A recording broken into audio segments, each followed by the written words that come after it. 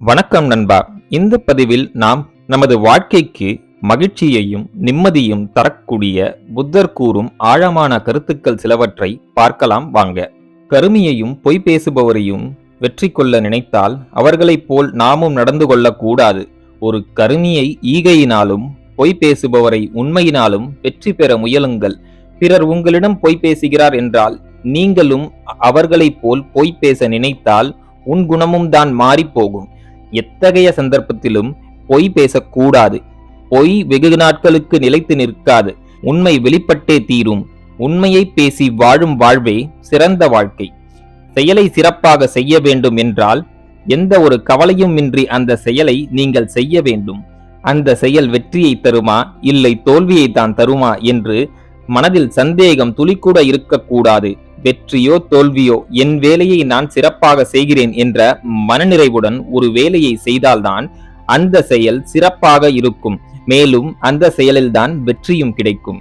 அளவிலடங்கா செல்வமும் மிகவும் கடினமாக விரதமும் கடைபிடித்தால் அதில் பலனேதும் உங்களுக்கு கிடைக்காது. அது உங்களையே அழித்துவிடும்.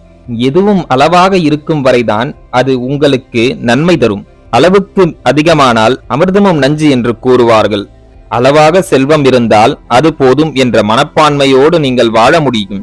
மிதமிஞ்சிய செல்வம் வேண்டும் என்று நினைத்தால் அதை ஈட்டுவதிலேயே உங்களது நிம்மதி போய்விடும். ஒழுக்கமில்லாமல் 100 ஆண்டுகள் வாழ்வதை விட ஒரு நாள் வாழ்ந்தாலும் ஒழுக்கத்தோடு வாழ வேண்டும். ஒழுக்கமே மாபெரும் செல்வம். ஒழுக்கம் கொண்ட ஒரு மனிதனையே இந்த உலகம் மதிக்கும், அவர்களிடம் நட்பு பாராட்ட நினைக்கும். நிறைய சாத்திரங்களை அர்த்தம் தெரியாமல் படித்து ஒப்பித்து காட்டுவது என்பது உங்களுக்கு எந்த பலனையும் தராது. ஆனால் ஏதாவது ஒரு சாத்திரத்தை படித்தாலும் அதை ஆழமாக கற்றால் அதன் பலனிற்கு எல்லைகளே கிடையாது. எனவே ஒன்றை கற்றாலும் ஆழமாக ஆர்வத்துடன் கற்பதே நம்மை சிறந்த வாழ்விற்கு அழைத்துச் செல்லும். மனது தூய்மையாக இருந்தால்தான் நமது செயல்களும் தூய்மையாக இருக்கும். நமக்கும் மற்றவர்களுக்கும் நன்மை தருவதாகவும் அது அமையும்.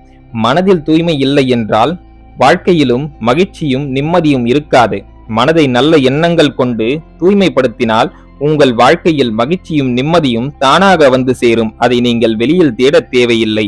நிம்மதியை தேடி நீ எங்கும் செல்ல வேண்டாம். அது உனக்குள்ளேதான் இருக்கிறது. மெய்யை பொய்யாகவும் பொய்யை மெய்யாகவும் காணும் ஒரு மனிதன் தன் வாழ்க்கையில் ஞானம் என்னும் நிலைக்கு செல்லவே முடியாது.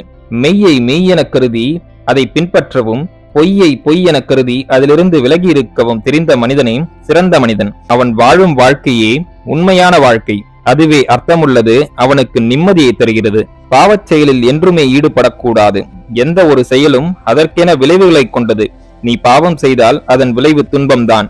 அதுவே புண்ணியம் செய்தால் அதன் விளைவு இன்பம். இதில் நீ எதை செய்தாலும் அதன் விளைவுகளிலிருந்து நீ தப்பவே முடியாது. எனவே அதை உணர்ந்து நன்மை செய்து வாழுங்கள். இன்பமாக வாழ முடியும். ஒரு மனிதனிடம் உள்ள குணங்களில் அவனையே அழிக்கும் ஒரு குணம்தான் கோபம். அது உங்கள் மனதின் கட்டுப்பாட்டை உடைத்து உங்களை நிலைகுலையச் செய்துவிடும். பெரிய மனிதர்களும் கோபத்தினால் தனது செல்வத்தையும் உறவுகளையும் இழந்திருக்கிறார்கள். முதலில் புரிந்து கொள்ளுங்கள், கோபம் என்பது சில நிமிடங்கள் மட்டுமே நமது மனதில் தோன்றி மறையும் ஒரு உணர்ச்சி. அதற்கு நாம் இடம் கொடுத்தால் அது மேலும் வளர்ந்து உங்களையும் மற்றவர்களையும் அழித்துவிடும். அதை கண்டுகொள்ளாமல் விட்டுவிட்டால் அது எழாமல் மறைந்தே போகும். உங்களுக்கு கோபம் வரும்போது இதை நினைத்துக் கொள்ளுங்கள், இந்த வாழ்க்கை நிலையில்லாதது. எப்போது வேண்டுமானாலும் நாம் இறந்துவிட வாய்ப்புள்ளது. இந்த சூழ்நிலையும் கடந்து போகும் என்பது போன்று சிந்தித்தால் அது உங்கள் மனதிற்கு கோபத்தை விடுவிக்கிறது. மனிதன் புகழ் இகழ் ஆகிய இரண்டையும் சமமாக பார்க்க கற்றுக்கொள்ள வேண்டும். கடினமான ஒரு பாறை எந்த ஒரு புயலாலும் அசைக்கப்படுவது இல்லை.